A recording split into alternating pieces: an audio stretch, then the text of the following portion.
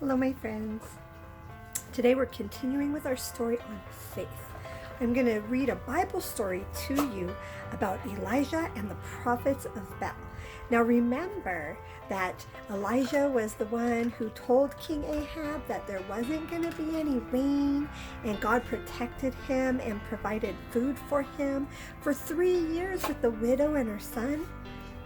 Well, God was preparing Elijah for something big, and this is something big that's about to happen. Listen up. Now, after 3 years of no rain, the Lord decided it was time for Elijah to talk to the king again. He told Elijah to find King Ahab and give him a message. Even though he was warned that the king would try to kill him, Elijah knew that he must obey God. Elijah met King Ahab, and he was very angry with him.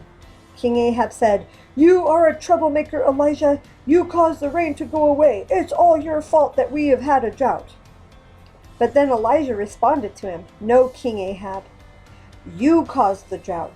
It was because you stopped worshiping the Lord. The Lord knows that you and your wife Jezebel worshipped false gods. You make idols and bow down before them. You think that there are other gods named Baal and Asherah. You even believe the men who say that they are the prophets of these false gods. But you are wrong. There is only one God. He is the Lord God. He is the only real God. All of the others are just made up. Gather all your people and all the prophets of Baal and Asherah together at Mount Carmel, and we will have a contest to see whose God is real." So King Ahab did just as Elijah said. People from all over Israel came to watch the contest. It didn't seem like a fair contest. Elijah was the only prophet of God there, and there were 450 prophets of Baal and 400 prophets of Asherah. But Elijah spoke to all of these people. Everyone needs to make a decision today. If Baal is the real God, then you could worship him. But if the Lord God is real, then you need to worship him. Elijah suggested that they should have a contest to prove who the real God was. The prophets of Baal could build an altar, and Elijah could build an altar. And each would place a sacrifice on the altar and pray to their God to light the fire for the sacrifice.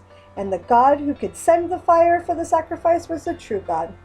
The prophets of Baal agreed to the contest. So then they made their altar, and they prayed, and they cried out to Baal. But nothing happened to the sacrifice on the altar. They even cried louder and harder, but there was still no answer. "Maybe Baal is asleep. Or maybe he's just too busy," said Elijah. But he knew that Baal would never cause fire to come down because Baal was not a real god. It was just something that they made up. But next, it was Elijah's turn. So he built an altar to the real God. He used 12 stones to make it, and he built it up, and then he placed a sacrifice on top of the altar. And then Elijah did something that was very unusual. He dug a ditch around the altar, and he asked for 4 large jugs of water, and he had them poured over the top of the altar in the sacrifice. And then he did it again, and again, and again, and again, and again. And there was so much water that it had soaked the sacrifice and all of the wood on the altar. It even ran into the ditch around the altar. How would something soaked in water even burn? Then Elijah prayed to God. "I pray to you, Lord, because you are the only God. Please show all of these people here today that you are real. Please send fire down and burn the sacrifice." Then an amazing thing happened. Fire came down out of the sky and burned the sacrifice. But the amazing things didn't stop there.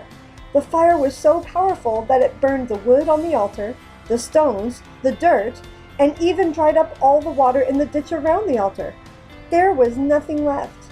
Now everyone knew that the Lord was the only real God, and they bowed down and kept saying, "The Lord, He is God." Now remember that there had been a drought for 3 years? Well, Elijah prayed again. He asked the Lord to end the drought, and he knew that the Lord would end the drought and that the rains would come. His servant saw a cloud in the sky. At first, the cloud was just the size of a man's hand. But then the clouds got bigger and bigger, and his servant said, "Look, the storm is coming." The drought was now over, and the rains had come back to the land. Our God is faithful. Our God is a good God. Wow, that was amazing. I love hearing about how big our God is and all the amazing things he can do if we trust in him. Remember, have faith. See you next time.